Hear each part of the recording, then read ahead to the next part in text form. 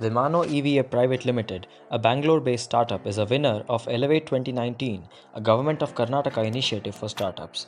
Vimano's core strength is material science. Currently, Vimano is developing high-performance membranes for redox flow batteries, high-temperature proton exchange membrane fuel cells, and alkaline electrolyzers. For the last 1 year, Vimano's core team is working at the Indian Institute of Science, Bangalore, in close association with professors at Solid State Structural Chemistry Unit and Material Research Center. The first step in making a membrane is making an ink suitable for solution casting, which often requires a Schlenk line for carrying out the reaction in inert atmosphere. The ink making process typically takes 18 to 20 hours.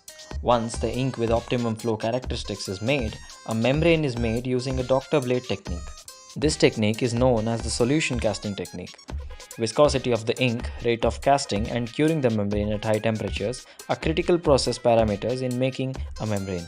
Initially, the membranes were cast manually and cured using single IR heater in a stainless steel box. Small membranes of 5 x 5 cm size were successfully made by manual process. Subsequently, in order to scale up the process to make larger membranes, a doctor blade solution casting applicator was designed and fabricated locally. Currently, optimization of process parameters to make larger sized membranes is under process. Once the membranes were made, they need to be characterized for their electrochemical properties.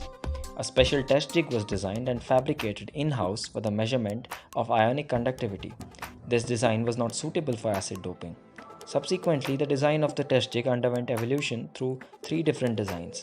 The final version of the jig houses a membrane on which electrodes were screen printed and allows for acid doping. A screen printing pattern and device was specially designed and fabricated for this purpose.